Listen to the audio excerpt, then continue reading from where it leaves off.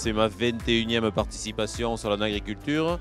C'est la 21e fois que je viens avec des animaux qui sont nés chez moi, donc je n'achète pas d'animaux pour venir en concours. Dans notre race, ça marche par sélection. Donc on a besoin, nous, Landais, de faire tous les petits concours cantonal, départemental, régional, national. Et c'est là qu'on s'engage pour le salon d'agriculture. Et ensuite, il y a une présélection qui est faite et enfin une sélection. Donc cette année, par exemple, il y avait 70 candidats en présélection et il n'y en a que 40 à l'arrivée. J'ai 55 mères blondes d'Aquitaine à la maison et j'ai 2 vaches qui sont ici, sélectionnées. Donc il y a Malaika à côté de moi, qui est une vache qui a 6 ans, qui a frisé les 1100 kg ce matin sur la bascule et qui est suitée de 2 jeunes femelles, Sadia et Safana, des jumelles. Et ensuite, j'ai une autre vache qui s'appelle Olympie, qui aura 4 ans au mois de mai, qui a fait 950 kg ce matin et qui a son petit veau avec elle qui s'appelle Spartacus. Le concours, c'est demain après-midi de 16 h à 19 h. Moi, je n'ai pas de grandes ambitions, mais ma première ambition, ce serait de monter sur le podium. Avec une, voire avec les 2 vaches, là, je serais déjà très fier. Et après, ce qui serait une sorte de Graal pour moi, c'est d'avoir un premier prix, parce que je n'ai jamais eu de premier prix au salon d'agriculture. Je suis toujours arrivé au mieux deuxième mais jamais premier. Donc voilà, j'espère cette année quand même avoir un peu de chance et passer ce cap-là, quoi. La blonde d'Aquitaine, c'est avant tout la plus jeune race de France, puisqu'elle a été créée en 1962.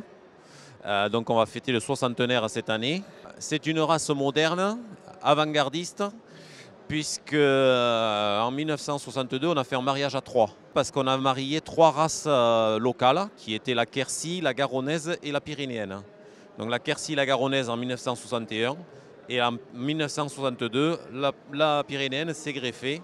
Et l'acte de mariage a été signé à Saint-Vincent-de-Tyrosse dans les Landes. La blonde d'Aquitaine, c'est une race à viande. Sa particularité, c'est que c'est une race qui a beaucoup de rendement de carcasse, donc le poids entre le poids vif et le poids carcasse.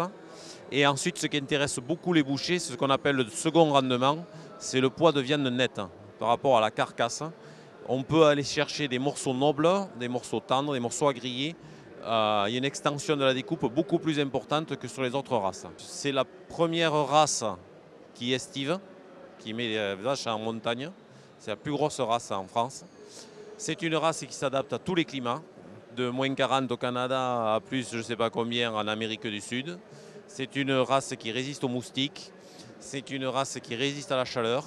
C'est une race déjà avec de l'élégance, c'est une race magnifique, c'est presque la race parfaite en fait, j'ai envie de dire, quoi. Les particularités d'une blonde, c'est déjà avant tout la finesse du cuir. Donc pour la finesse du cuir, pour la tester, on prend le cuir et on pince la fesse. Et plus le cuir est fin, donc si on s'amuse à le comparer sur plusieurs animaux, on va voir qu'il y a différentes grosseurs.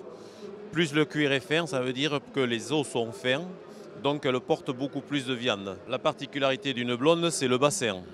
Donc il faut un bassin rectangulaire, très long et très large et très ouvert ici. C'est ce qui permet une facilité de vélage très importante. On est à 98% de vélage sans aide, je crois. Et ensuite, ce qui est très beau sur une blonde, c'est la longueur du corps. Donc on part de la pointe du bassin jusqu'aux épaules.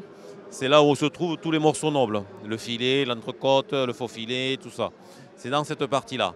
Donc plus c'est long, plus il y a de morceaux, plus il y a de quantité, plus le boucher est content. Et après, le top du top, c'est l'élégance générale. Parce que quand elles se déplacent, les blondes, elles sont comme des miss, c'est comme un défilé de mode. Elles ont beaucoup d'élégance, elles ont beaucoup de prestance quand elles se déplacent. Elles marchent souvent la tête haute et très fières.